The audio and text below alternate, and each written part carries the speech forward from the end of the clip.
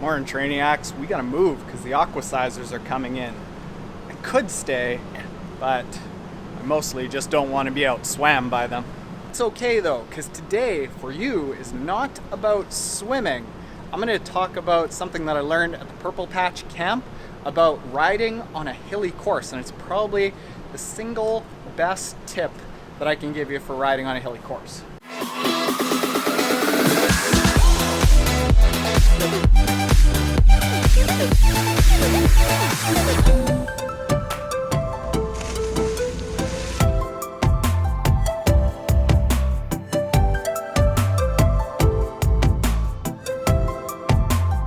So, Trainiacs, basically, if you race, you are going to encounter hills on the bike.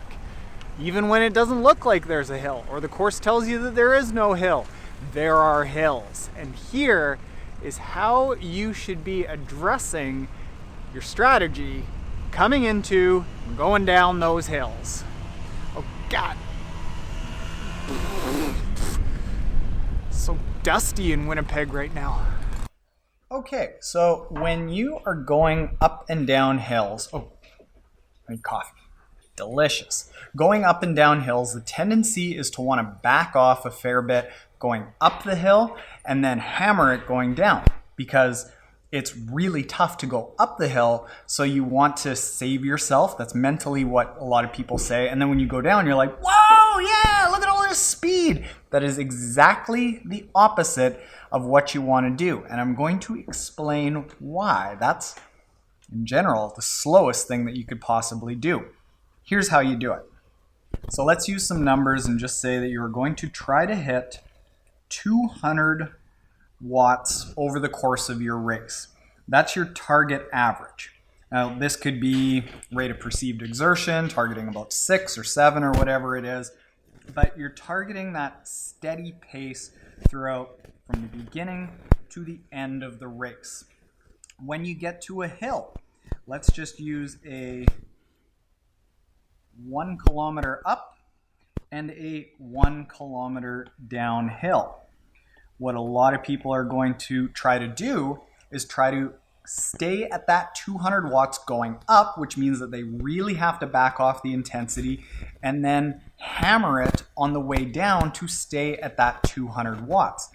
And for just some easy numbers, let's go ahead and say that it's going to take doing that, we'll call it 3 minutes to get up and 1.5 minutes to get down. Here's the problem with that. When you are going up the hill, the force of gravity is affecting you greatly. So you've got to push harder to maintain a steady pace. Like it's an exponential drop in your speed by even just going slightly under that 200 watt or difficulty level. Going down, going at that 200 watts, trying to maintain that, you're not really getting much of an added benefit in speed, but you are working really hard to try to get there. So you're not really giving yourself any benefit hammering it on the way down, but you are doing yourself a big disservice not hammering it on the way up. Now, what if we did this? We said that we want to average that 200 watts, but we are willing to go up and down in relation to the 200 watts based on what the course is giving us. So in that case, on the way up, we are going to try to go, let's just call it 250 watts. And on the way down, we're going to go 120 watts. What you lose in speed on that way down is very minimal. So instead of 1 minute, it might be 135. But what you gain on the way up is a huge benefit. So you might chop that 3 minutes down to 2:30. So instead of a total time here of 4.5, we're looking at more like 3:55.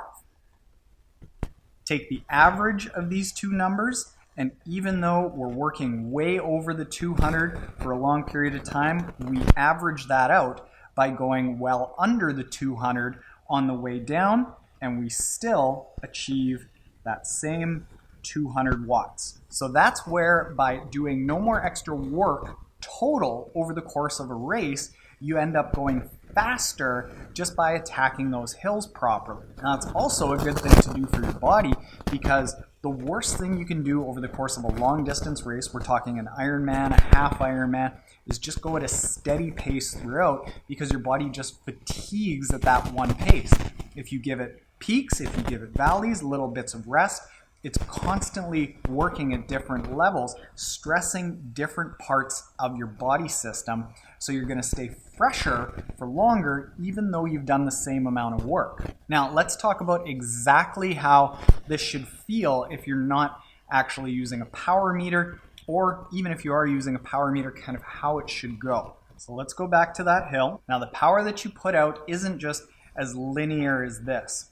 What you want to do, this is over the course of time, let's say that we're trying to average that 200 watts, and that is there. When you get into that hill, you want to gradually build up your pace to the point that you're over the 200 watts. Then you hold that higher pace. And then here's what a lot of people do that's incorrect as well. When you get to the top of the hill, you go, oh, geez, thank God. And then you back off, losing all of that speed. So what you do at the top is you peak up and then gradually bring it down like so.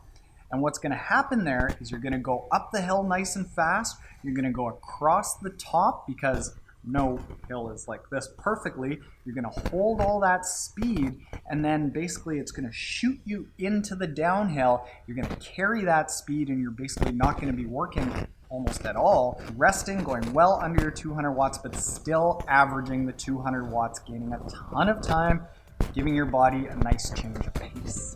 So now here's the thing about this. If you just go into a race and you're like, all right, I'm going to go peaks and valleys and all this stuff, it's going to be hard for your body to do. What do? We just build it into our training. This is not complicated stuff. Thing is, you got to train your body for low cadence, high power surges, little bumps in power, dips in power, leveling it out. This is all what a good coach should do. And these are all things that are built into the new coaching platform that I plan on coming out with. If you aren't yet subscribed, hit the subscribe button below, because we have big news probably within the next 7 or 10 days. We're going to be announcing the coaching platform, but we're going to be announcing a bunch of details about it and how you can get in on some early bird action. Now that's all over. Check out Melbourne. Look at this guy. She bought a toy for Pete. Trainiacs, if you like bike tips and puppies, make sure you're subscribed. If you are subscribed and you like bike tips and puppies, hit the like button below.